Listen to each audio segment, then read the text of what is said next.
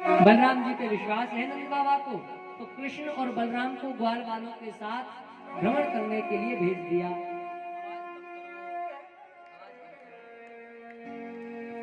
महाराज आज कृष्ण बलराम ग्वाल वालों के साथ में मथुरा भ्रमण करने के लिए निकल गए। ग्वाल वालन ने कही कन्हैया देख कल जा वस्त्रन को पहन के हम गाय चरा के आए ना, उन्हीं वस्त्रन को पहन के हम प्रातः काल तेरे नंद महल आ गए और उन्हीं गंदे वस्त्रन को पहन के हम मथुरा आ गए हैं। अब मथुरावासी कहा कहेंगे कि देखो कैसे हैं ब्रजवासी। कन्हैया ने कही कहा कहना चाह रहे हो ब्रजवासी भैयाओ ग्वाल वालो, कहा मन में इच्छा है, ज्यादा कछुना है कन्हैया, तू हमें सुंदर सुंदर से वस्त्र पहनवाए दे। भगवान बलराम जी के साथ में ग्वाल वालों के साथ में धोबी घाट गए। वहां एक धोबी वस्त्र धो रहा है, उससे प्रार्थना करी भैया हमारे ग्वाल वालन को कुछ वस्त्र दे दो। धोबी बड़ा अभिमानी है, बड़ा क्रोधी है। बालक तू जानता है ये किसके वस्त्र हैं? महाराज कंस के। तूने इनको मांगने की सामर्थ्य भी कैसे करी? मुझे क्रोध आ रहा है, जल्दी से चला जा, नहीं तो मेरे हाथों से तेरी मृत्यु निश्चित है। बलराम जी ने कहा कन्हैया ये तो ज्यादा बोल गया, इसकी खबर लो जल्दी से। अब बड़े भैया की आज्ञा मिली तो कन्हैया ने एक मुष्टिका का ऐसा प्रहार करो कि धोबी के प्राण पखेरु उड़ गए। महाराज बोल भक्त वत्सल भगवान की। ग्वाल वालन ते कही भैया चकाचक वस्त्र जो तुम्हें पसंद आए पहन लो। सबने सुंदर सुंदर वस्त्र पसंद आए पहने और मथुरा में भ्रमण करने लगे। भ्रमण करते करते थोड़ी सी आगे गए, एक सखा ने पीछे मुड़ के देखो, बड़ी भयंकर धूल उड़ रही है। भैया कन्हैया देखियो पीछे, जा रस्ताते जा गलीते हम जा रहे हैं, वह गली में तो बड़ी भयंकर धूल उड़ रही है। क्यों भैया चौड़ रही है? कन्हैया अब तो क्यों दिखे वो, तेरे आंख तो है ना है कन्हैया, तेने वस्त्र तो दबाई दिए लेकिन देखियो कैसे वस्त्र हैं, पूरे झामर झल्ला वस्त्र हैं। तो कहाँ महाराज कंस और कहाँ ब्रज के छोटे छोटे बाल गोपाल। भैया एक बात बता, हम मथुरा में भ्रमण करवे आए हैं या मथुरा की साफ सफाई करवे आए हैं? इतने लंबे वस्त्र हैं कि जमीन को छू के चल रहे हैं, जा रास्ता से जा रहे हैं, ऐसा लग रहा है कि झाड़ू लग रही है। कन्हैया ने कही कहा चाह रहे हो? ग्वाल वाला ने कही भैया इन वस्त्रों की फिटिंग कराए दो, इनको हमारे नाप को करवा दो। तो आज कन्हैया ग्वाल वालों को लेकर के दर्जी के पास गए। दर्जी से प्रार्थना करी भैया इन वस्त्रों को ठीक कर दो। दर्जी ने भी थोड़े ही समय में, कोई नामी दर्जी होगा मथुरा का, ग्वाल वालों की महाराज कुछ ही देर में सब वस्त्रों को ठीक कर दिया। भगवान ने आशीर्वाद दे दिया कि तुम्हारे पास धन धान्य की कोई कमी नहीं रहेगी, धन धान्य की कोई कमी नहीं रहेगी। दर्जी को आशीर्वाद दिया और आगे बढ़े। ग्वाल वाल कहने लगे देख भैया वस्त्र तो चकाचक हैं लेकिन अभी एक कमी है। क्या कमी है? कमी ये है कि हम और मथुरावासी दोनों ही एक जैसे लग रहे हैं। कछु तो अंतर होए, जाते पता चले कि हम ब्रजवासी हैं और ये मथुरावासी हैं। अच्छा यहाँ मथुरा और ब्रज के लिए जो अलग अलग जो शब्द आ रहे हैं बार बार, तो आपके मन में चल रहा होगा क्या मथुरा ब्रज नहीं है? आप जब यहाँ से जाते हो कहते हो ब्रज जा रहे हैं, कहाँ जा रहे हैं? मथुरा जा रहे हैं, ऐसे तो कहते हो सब। तो तुम्हें क्या लगता है मथुरा ब्रज है या नहीं है? क्यों मैया बताओ ना भैया, मथुरा ब्रज है का ना है? हाँ मैया है। समन ने कह रही हाँ कछु मैया, एक तो मैया पीछे बैठी हमारी वृंदावन वाली मैया ने हाथ कर कह रही ना ना है ब्रज ना है मथुरा। हाँ सच्ची बात है, ये मथुरा ब्रज नहीं है। मथुरा के चारों ओर ब्रज है, लेकिन मथुरा ब्रज में नहीं आता। तो फिर मथुरा क्या है महाराज जी? मथुरा तो पुरी है, पुरी, द्वारकापुरी, जगन्नाथपुरी, ऐसे ही मधुपुरी है, मथुरापुरी है हमारा। तो मथुरा को ब्रज में नहीं जोड़ते। ब्रज तो मथुरा के चारों ओर है, इसीलिए हम ब्रज को अलग बता रहे हैं और मथुरा को अलग बता रहे हैं। ग्वाल वालन ने कही भैया ब्रजवासी हम ब्रजवासी हैं और ये मथुरावासी हैं, हम दोनों को देखो एक जैसे लग रहे हैं, कोई भेद ही ना है हमें, तो कैसे पता चले हम ब्रजवासी हैं? कन्हैया ने कही तू बता भैया कैसे पता चलेगी? यदि गले में सुंदर सुंदर माला आ जाए तो थोड़ा सा भेद है जाएगा मथुरावासी और ब्रजवासी में। तो एक माली के पास में, भैया हमारे ग्वाल वालन को माला पहराए दो। तो वह माली ने सुंदर सुंदर ताजा ताजा पुष्प तोड़े, सुंदर माला बनाई और सभी ग्वाल वालन को, कृष्ण बलराम को पहनाई है। भगवान ने आशीर्वाद दिया कि तुम्हारे पास भक्ति की कोई कमी नहीं रहेगी। माली को आशीर्वाद दिया और आगे बढ़े। ग्वालवाल तो अभू प्रसन्न नाए। ग्वालवाल कह रहे हैं भैया देख तेने वस्त्र पहरवाए दिए, माला पहरवाए दी, लेकिन अभी भी हम ब्रजवासी से नए लग रहे हैं। जल्दी जल्दी में आए ना तो कैसे लगोगे? भैया जल्दी जल्दी में आए तो चंदन लगाना भूल गए हम तो, और जब तक ब्रजवासी के मस्तक पे चंदन ना हो तब तक काई बात को ब्रजवासी। यदि ब्रजवासी के मस्तक पे चंदन ना हो तो ब्रजवासी किस काम का? बात चली रही थी चंदन की, इतनी देर में 3 जगह से टेढ़ी एक त्रिवक्रा आज चंदन की टोकरी लेके जा रही है। कन्हैया को चंदन की सुगंध आ गई। तो सुगंध आते ही चारों ओर देखो तो एक मैया है, एक देवी है जो हाथ में टोकरी लेके चंदन लेके जा रही है। 3 जगह से टेढ़ी है। कन्हैया ने आज वह देवी को आवाज लगाई, अरे सुंदरी, अरे देवी सुंदरी तनिक ठहरियो, भाभी तनिक ठहरियो। 3 जगह से टेढ़ी त्रिवक्रा ने सुंदरी का संबोधन सुना तो प्रसन्न है गई महाराज। आज तक काई ना कई बातें सुंदरी, तुरंत रुक गई। हाँ लाला बोलो क्या बात है? अरे भाभी ने रुको तो सही। आज कन्हैया वहां के पास पहुंचे, तुम्हारे हाथ में यह टोकरी में कहा है? लाला बताऊं, मैं नित्य प्रतिदिन महाराज कंस के ताई चंदन की सेवा करूं हूं, मैं चंदन लेके जाऊंगा।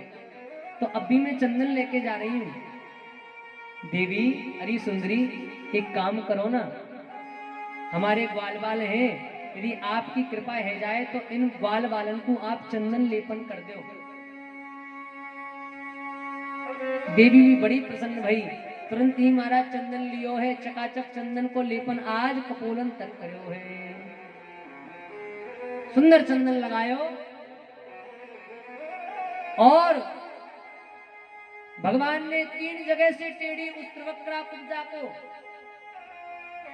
केवल शब्दों से सुंदरी नहीं कहा है, आज उसके कंधे को पकड़ा, उसके पैर के पंजे को अपने पैर के पंजे से दबाया, उसकी ठोड़ी को पकड़ा और एक ऊपर झटका लगाया। 3 जगह से टेढ़ी त्रिवक्रा आज दिव्य सुंदरी बन गई है। बोलो भक्त वत्सल भगवान, आज दिव्य सुंदरी बन गई। और जैसी दिव्य सुंदरी बनी, लाला मैं पहचान गई आप तो स्वयं भगवान हैं, चलो मेरी कुटिया पे चलो। देवी अभी तो समय ना है, लेकिन समय होगा तो अवश्य पधारूंगा। ऐसो कह के भगवान और आगे बढ़ गए। आगे जाके जब गए हैं तो आगे जाके देखा कि एक मंदिर है बहुत बड़ा सा, उसके चारों ओर अनेका अनेक सेना खड़ी है। कन्हैया ने कहा बलराम जी से, दाऊ दादा देखो ना यहाँ मंदिर में कितनी सेना खड़ी है, चलो चल के यहाँ मंदिर के दर्शन करके आवे। आज कृष्ण बलराम ग्वालवाल उस मंदिर में प्रवेश कर गए। उस मंदिर में कोई भगवान के दर्शन नहीं है, उस मंदिर में तो एक धनुष रखा हुआ है, भगवान शंकर का दिया हुआ, महाराज कंस को दिया हुआ धनुष, आज वो वहां विराजमान है। उसकी रखवाली के लिए, उसकी सुरक्षा के लिए सभी सेना वहां खड़ी है। कन्हैया कहने लगे, भैया दाऊ दादा देखियो कितनो दिव्य धनुष है, मन कर रहे हो है कि या धनुष को अभी उठाए लो। सेनापति पास में खड़े हो है, जोर जोर से हंसो। देखो छोटो सो बालक है और धनुष उठावे की बात कर रहे हो है। लाला कहां से आयो है? भैया नंदगाम से आयो हूं, ब्रज से। धनुष उठावे की कह रहे हो है। भैया धनुष उठाने की तो बहुत दूर रही बात, तू याकू हलाई भी ना सके लाला। जैसो तू छोटो है ऐसी छोटी छोटी बात कर, बड़ी बड़ी बात मत करे। बलराम जी को बुरी लग गई। बलराम जी ने कहा, कन्हैया अब तो हमारी नाक कट गई समझो। सेनापति को बलराम जी ने कहा कि सुन सेनापति, हमारे लाला को तू ऐसे ही मत समझियो। एक ही मिनट लगेगी धनुष को उठावे में। सेनापति के संग और सेना जो है जोर जोर से हंसने लगे। देखो दोनों ही भैया एक जैसे हैं। एक को समझाया, दूसरा उखड़ पड़ा। ऐसा करो भैया ब्रजवासियों, तुम ये धनुष को उठा ही लियो। देख ले सेनापति हमारा कन्हैया उठाई देगो फिर। हाँ उठाए दो। जैसे ही सेनापति ने कहा, बलराम जी ने कहा, कन्हैया अब तो नाक कट जाएगी ब्रजवासी की यदि धनुष ना उठो तो। अब तो तू यह धनुष उठाई दे। बलराम जी की आज्ञा लेकर के भगवान श्री कृष्ण ने उस धनुष को पकड़ा और जैसे ही धनुष को उठाया, महाराज धनुष के दो भाग हो गए। धनुष टूट गया। सेनापति ने देखा, सेनापति भागता दौड़ता जा पहुंचा महाराज कंस के पास। महाराज महाराज, तुम्हारा भांजा कृष्ण ब्रज से आया है और तुम्हारे भगवान शंकर के दिए हुए धनुष को तोड़ दिया है। कंस डर गया, अब तो मेरी मृत्यु निश्चित है। सेनापति को कहा, जाओ जल्दी से जाओ, यज्ञशाला के बाहर जाकर के हाथी खड़ा करवा दो, उसको मदरा पान कराओ। कृष्ण बलराम आए तो हाथी से कुचलवा देना, मरवा देना।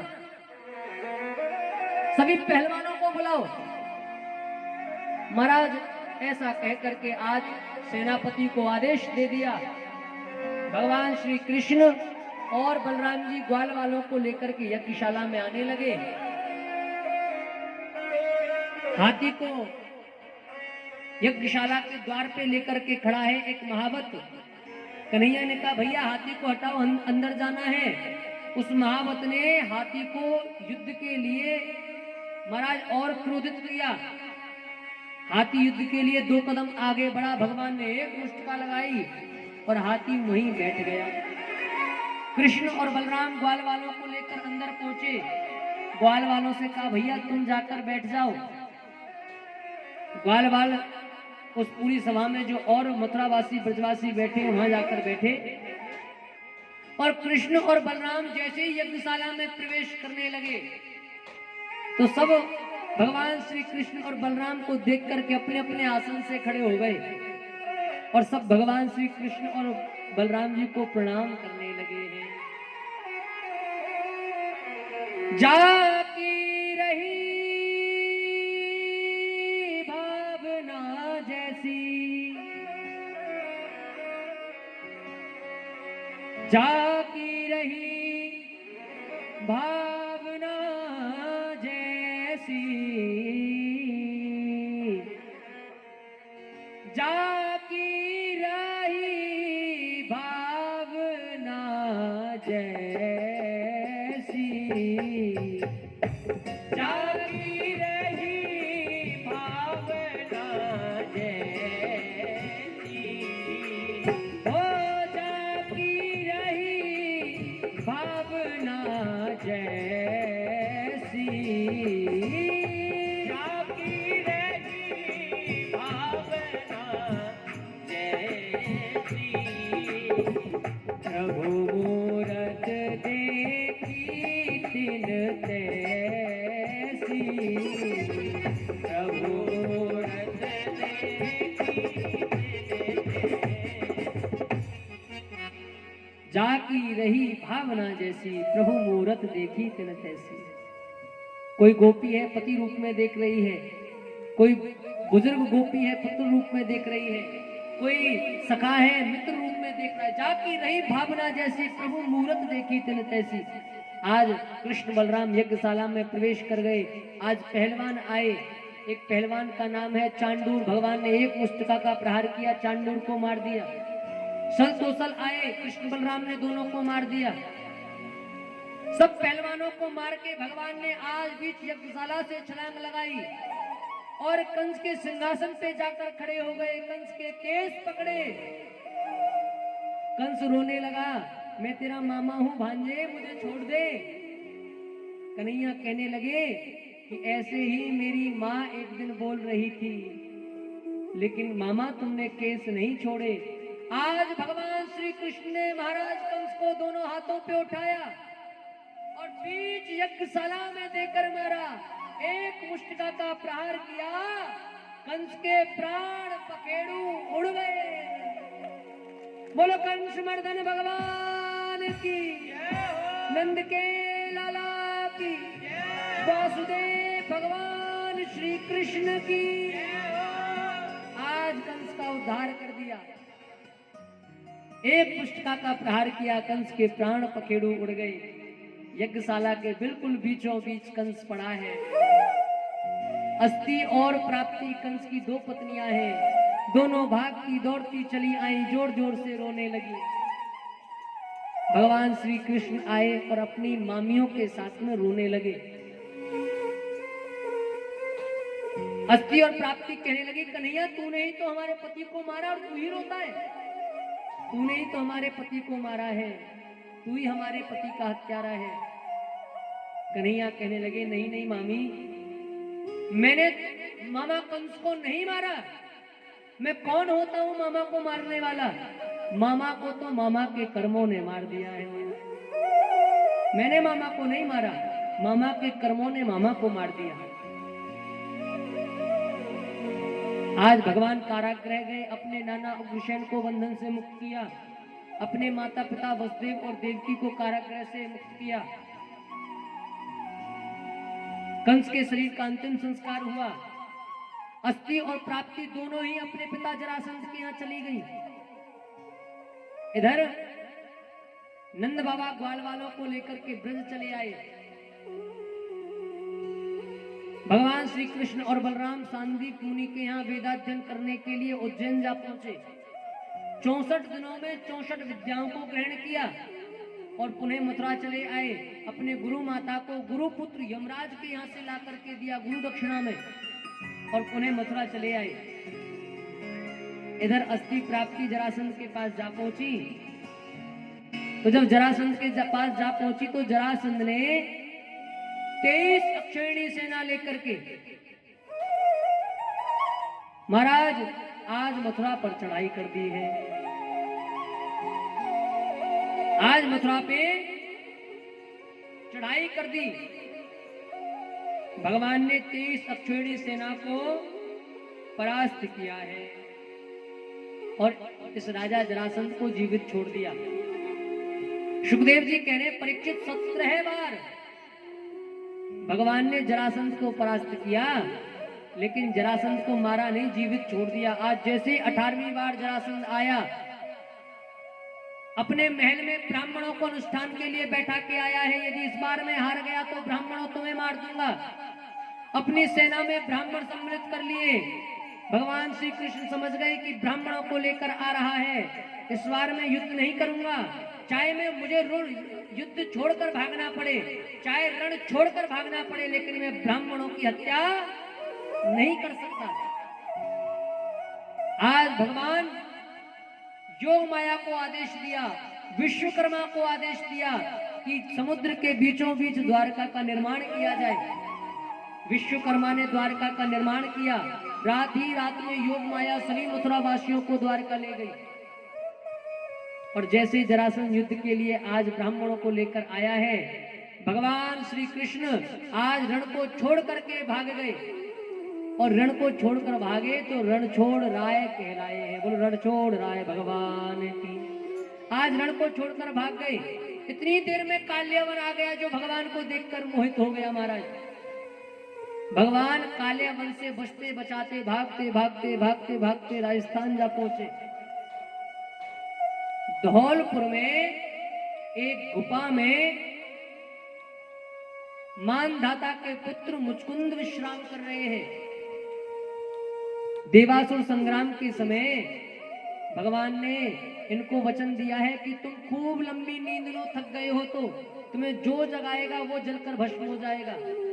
आज भगवान उस गुफा में जा पहुंचे और राजा को अपनी पीतांबरी उड़ा दी। काल्यवन आया और जैसे ही राजा मुचकुंद को कन्हैया समझा और जगाया, महाराज उस राजा की नजर जैसे ही काल्यवन पे पड़ी, काल्यवन जलकर के राख हो गया है। कृष्ण बलराम ने समुद्र में छलांग लगाई और सीधे कहां जा पहुंचे? द्वारका जा पहुंचे हैं महाराज। बोलो द्वारकाधीश भगवान की जय। द्वारका में जाकर के भगवान ने लीला करी है। आइए अब हम सभी द्वारका में मां रुक्मणी के विवाह में सम्मिलित होंगे। उससे पूर्व जो भी आवश्यक सूचनाएं हैं हमारे सोनी जी हम सभी को आवश्यक सूचनाएं श्रवण कराएंगे। प्रेम से बोले राधे राधे राधे राधे।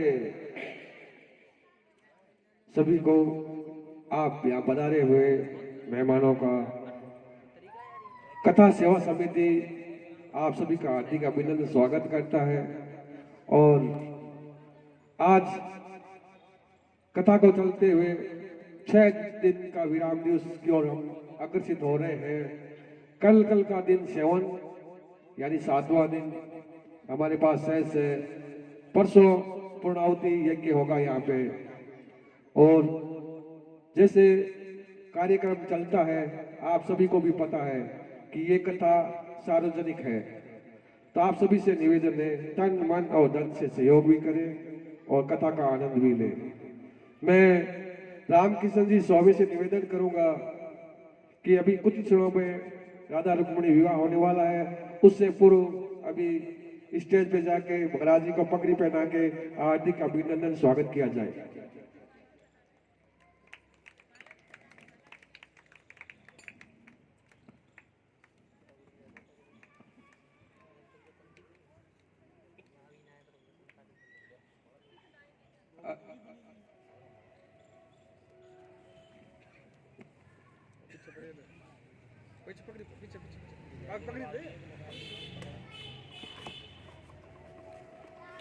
जोरदार तालियों के साथ स्वागत। हमारे भागवत कथा सेवा समिति के सबसे बुजुर्ग रामकिशन जी स्वामी जो आज हमें 6 दिनों से दर्शन दिए हैं, और कल के हमारे यजमान रामकिशन जी स्वामी द्वारा पूजा की जाएगी। और कुछ ही क्षणों में अब हम झांकी के द्वारा राधा रुक्मणी कृष्ण रुक्मणी का विवाह होगा। और ये ध्रुव की ओर से एक अंगूठी महाराज जी को पहनाई गई। वैसे ये कथा आपको मैंने बोला भी था, पुण्य और कह रहा हूँ कि सार्वजनिक कथा है। इसके अंदर जो सहयोग राशि आती है उसी के द्वारा ये कथा का आयोजन किया जाता है। तो उसके अंदर जैसे कहते हैं चिड़ी चौंच भर ले गई नदी ना घटियो नीर, दान दिया धन ना घटे कह गई दास कबीर। तो 500 रुपए श्री माया देवी की ओर से तालियों से स्वागत। 100 रुपए भवरलाल जी पंचारिया की ओर से, 200 श्री विनोद जी शर्मा की ओर से, 500 गुप्तान महादान, 200 रुपए दलीप जी पांडे जी की ओर से, 200 गुप्तान, 1100 रुपए अरोड़ा जी की ओर से, 500 गुलशन अरोड़ा जी की ओर से दान राशि प्राप्त हुई है। वैसे ये राशि अभी देखी जाए कि 6 दिनों के अंदर बहुत ही कम है, क्योंकि कथा के हिसाब से जिस तरह से चलता है उस हिसाब से हम नहीं चल रहे हैं। वैसे तो हम अब ऐसे बोलता हूँ कि ऐसे करना क्या होता है, अभी मैं थोड़ी देर वैसे बोलूंगा यहाँ से ऐसे हो क्या क्या होगा उसमें जगह दो, तो मैं वैसे भी बोलता हूँ कि थोड़ा व्यवस्था भी करो। राधे राधे। और एक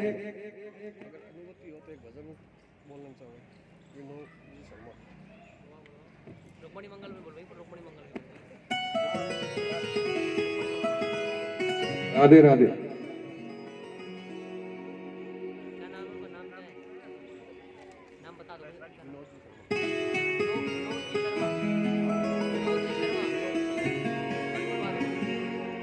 प्रेम से बोलो राधे राधे। बोलो द्वारकाधीश भगवान की जय। जय श्री राधे। जय जय श्री राधे। जय जय श्री राधे।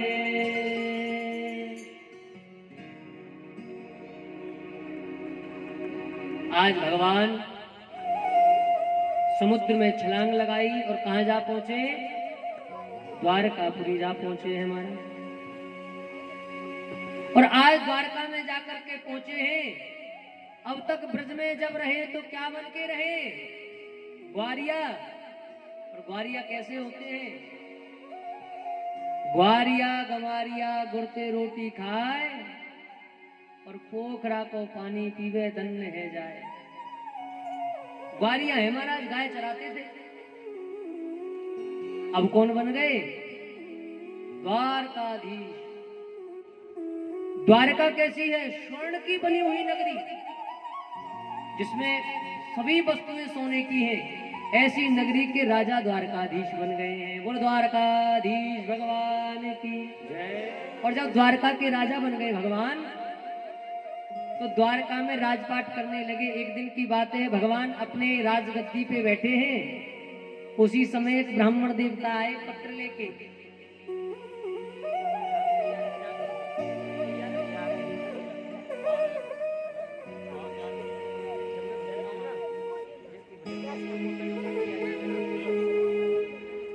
आज एक पत्र आया, ब्राह्मण देव लेके आए हैं। ये पत्र किसका है? ये पत्र बता रहे हैं महाराज भीष्म के 5 पुत्र हैं और 1 पुत्री है। 5 जो पुत्र हैं, रुक्मी, रुक्मबाहु, रुक्मरथ, रुक्मकेश और रुक्ममाली। इनकी सबसे छोटी पुत्री है जिसका नाम है रुक्मणी। ये पत्र मां रुक्मणी ने लिख के ब्राह्मण के द्वारा भिजवाया द्वारका। इस पत्र में लिखा है, हे त्रिभुवन सुंदर, हे द्वारकाधीश, हे नाथ, हे रमण, मैंने आज तक कभी आपको देखा नहीं, लेकिन मेरे गुरुदेव नारायण के नारद जी के द्वारा मैंने आपकी बहुत सी बातें सुनी हैं। मेरे गुरुदेव हैं नारद जी। नारद जी ने मुझे आपके बारे में बहुत कुछ सुनाया। आपको देखा तो नहीं, लेकिन केवल सुना है। सुन के ही मैंने आपको अपना पति मान लिया। लेकिन हे द्वारकाधीश, हे रमण श्रेष्ठ, हे हृदयेश्वर, हे प्राणेश्वर, हे प्राण आधार द्वारकाधीश, द्वारकानाथ, मेरे पिता ने, मेरे भाइयों ने मिलकर के मेरा विवाह शिशुपाल से तय कर दिया। हे गोपाल, हे गोविंद, मैं तो पति रूप में आपको ही मानती हूँ, तो मैं शिशुपाल से विवाह कैसे करूं? यदि मेरा विवाह शिशुपाल से होने लगा तो मैं अपने प्राणों को त्याग दूंगी, लेकिन विवाह नहीं करूंगी। हे गोविंद, हे द्वारकाधीश, आओ और आप मुझे यहां से ले जाओ। उसमें यह भी लिख दिया कि यदि आप नहीं आओगे तो मर जाऊंगी, और यदि आप आए तो आना कहाँ है सुन लो। मैं कल प्रातः काल गौरी पूजन करने जाऊंगी मंदिर, आप वहां आ जाना और मुझे ले जाना। आज मैया रुक्मणी ब्राह्मणियों के साथ में गौरी पूजन करने के लिए जाने लगी हैं। आज मैया रुक्मणी ब्राह्मणियों के साथ गौरी पूजन करने जाने लगी, और जैसे पूजन करने के लिए आज जाने लगी है,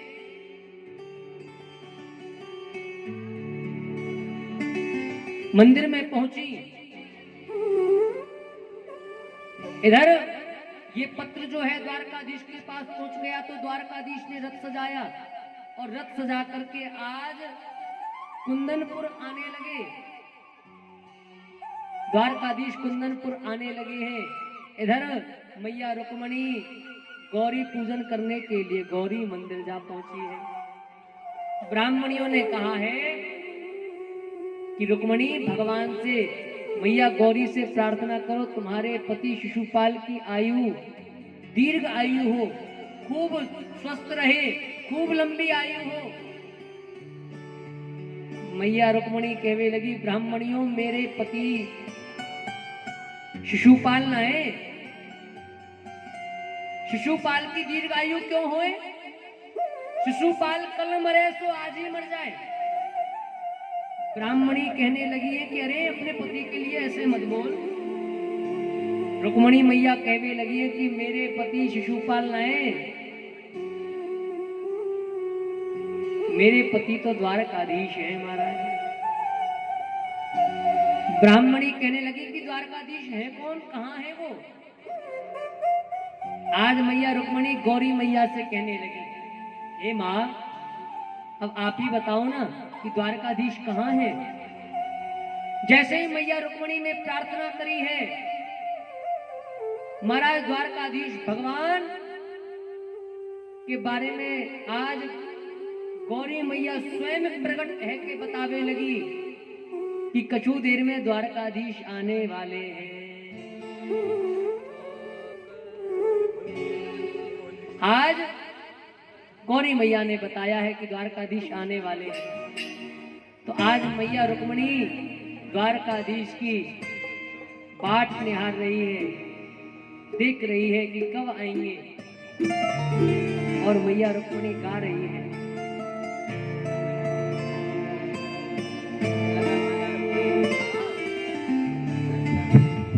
चौक पुरावो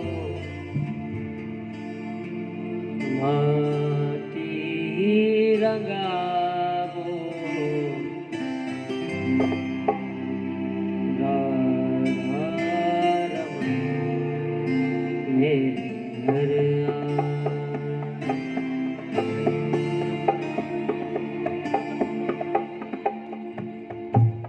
आज मैया रुक्मणी गा रही है, कह रही है, हेरी सखी मंगल गावोरी, हे हे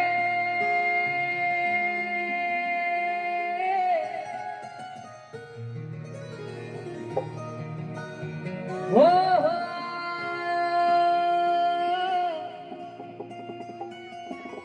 हेरी सखी मंगल गावोरी,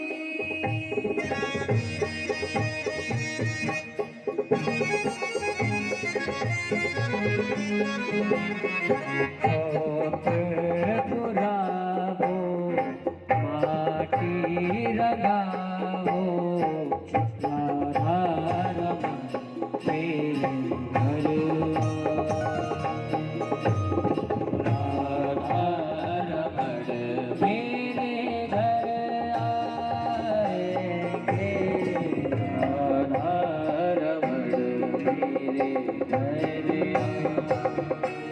मेरी कोई कजल लाहोरी, मेरी कोई कजल लाहोरी, मोहे काला टीका लगाओरी, मोहे काला टीका लगाओरी, उनकी छवि से दिखूं मैं तो प्यारी, उनकी छवि से दिखूं मैं तो प्यारी, उनकी छवि से दिखूं मैं तो प्यारी, उनकी छवि से दिखूं मैं तो प्यारी।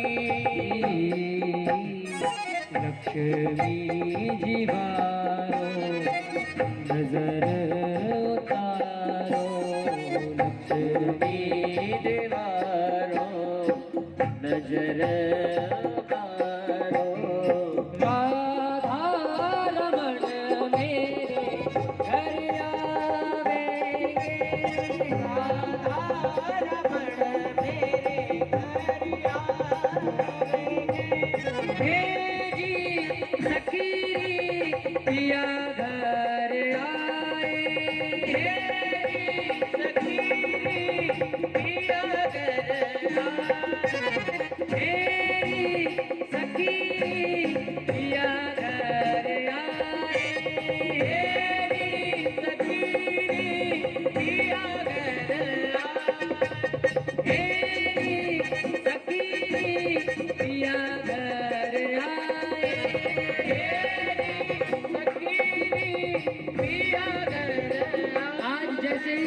मैया ब्राह्मणियों को बता रही है कि मेरे पति तो द्वारकाधीश हैं। इतनी देर में द्वारकाधीश का आगमन वहां हो गया। बोलो द्वारकाधीश भगवान की जय। और आज आए रुक्मणी मैया का हाथ पकड़ा और हाथ पकड़ के ओले गए ओले गए।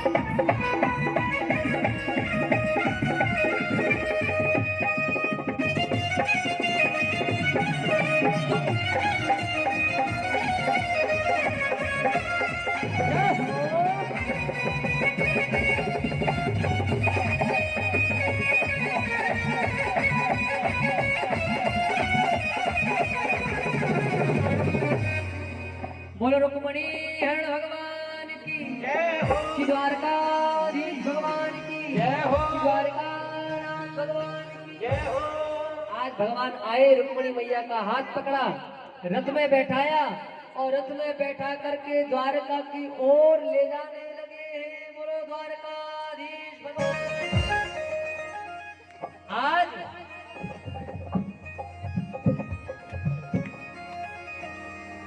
रुक्मणी मैया के भैया रुक्मी सब मिलकर के आए, रोकने लगे। भगवान कहने लगे भैया अब हमें युद्ध ना करनो, अब तो तुम द्वारका आ जाइयो कन्यादान करने। और आज मैया रुक्मणी को लेके द्वारका जा पहुंचे भगवान। और द्वारका में विधिवत विवाह द्वारकाधीश और मैया रुक्मणी को हेवे लगे हैं। आइए अब हम सब भी भगवान के विवाह में सम्मिलित होते हैं। देखिए सांसारिक विवाह, संसार के विवाह में तो हम सम्मिलित होते ही रहते हैं, लेकिन कभी कभी भगवान की कृपा से हम भगवान के ही विवाह में सम्मिलित होते हैं। बड़ा ही अद्भुत आनंद है। कल भगवान शंकर का विवाह था और आज द्वारकाधीश भगवान श्री कृष्ण का विवाह है। आज हम विवाह में सम्मिलित रह रहे हैं। हाँ ठाकुर जी, अरे ठाकुर जी ये खमो देख लो भैया। हाँ मैया, अरे मैया राधे राधे। अब देखो विवाह में सम्मिलित तो है गए हम, लेकिन मैया जो बताओ पहले माला कौन डालेगा? ठाकुर जी डालेंगे या मैया डालेंगी? देख लो बताए दो भैया। हमारा तो विवाह भयो ना है, तो हमें तो यह चीज को अनुभव है ना। यहाँ साफ सीधी बात जी है। आप बताओ। देखो मैं बताऊं, हमारी ढोलक वाले भैया दिख रहे, ढोलक वाले, इनकी शादी हम गए शादी में। ये इतने खुश है विवाह थे, इतने खुश है, पंडित जी ने कहीं ना आए बातें पहले तो महाराज पट्ट गिर गई। पंडित जी कह रहे हैं रुको रुको रुको भैया, रुको रुको रुको। अरे रुके कैसे भैया? भैया तो ब्याह में इतना प्रसन्न है, इनने पहले गिर गई या वे तुम पूछ रहे भैया पहले कौन गिरे कौन ना गिरे? हमें तो पता ना है। याद भी तो हमने बताया रखिए पहले, याद तो प्रेम तो बोलो रुक्मणी मैया की। आज पहले कौन डाल रहा है माला? हाँ जी भैया बताओ। रुक्मणी मैया बता दी हो, पहले ही कह रहे पर बाद में कहो। मैया कोई और पसंद आ जाए तो देख लो, ये तो हमारे नंद काम को कारो कनुआ है। आज मैया रुक्मणी ने द्वारकाधीश भगवान को माला अर्पित करी है। बोलो रुक्मणी मैया की जय। आज रुक्मणी मैया ने डाली है और उसके बाद में द्वारकाधीश भगवान ने आज माँ रुक्मणी को माला पहनाई। बोलो द्वारकाधीश भगवान की, रुक्मणी मैया की जय हो।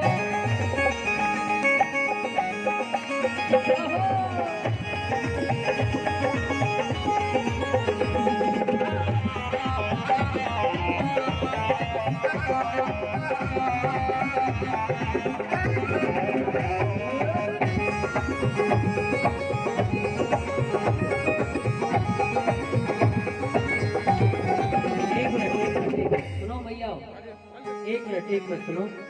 पहले पूजन होगा, जैसे बाबूजी ने पूजा कराई है तो बाबूजी पहले आप जुड़ाते आओ, पूजन करो, मंत्रन के सहित पहले संकल्प होगा, पूजा होगी।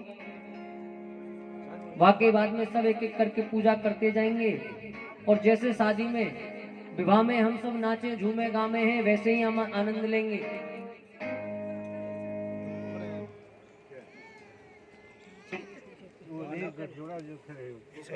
साइड बोले थोड़ा इधर पूजा हो रही है, एक एक करके सब पूजा करते रहो। और जैसे आप सब विवाह में नाचो झूमो कूदो हो ना, ऐसे ही आनंद ले लो। यहाँ सब है बैठे रहना है, बैठे रहो। हाँ छोरी वाले पक्ष पे हो ना तुम, तो तुम बैठोगे काहे कि तुम्हें काम करना है यहाँ भी। हाँ बाराती आ रहे हैं, उनकी सबकी व्यवस्था करनी है। प्रेम से बोलो राधे राधे।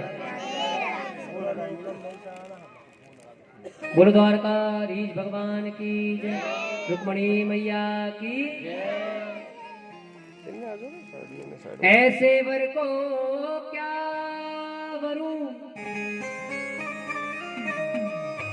जो जन्मे और मर जाए, वरिये श्री गिरधर गोपाल को जो चुन लो अमर होई जाए। देखो इधर पूजा भी होती रहे। हमारे बीच में हमारे विनोद शर्मा जी सुंदर भाव की एक प्रस्तुति देंगे, एक भाव उनके द्वारा भी हम श्रवण करेंगे। तो आप पूजन करते रहे। उसके बाद में हमारे मध्य में श्री विनोद शर्मा जी हैं, तो आपको सुंदर अपनी वाणी से एक भाव श्रवण कराएंगे। प्रेम से बोले राधे राधे। और इनके बाद में एक सुंदर भाव प्रस्तुत करेंगे श्री बंसीलाल बाबूजी। पहले विनोद शर्मा जी का एक भाव, उसके बाद बंसीलाल बाबूजी का एक भाव, थोड़े थोड़े समय में ही, क्योंकि अभी हम एक दो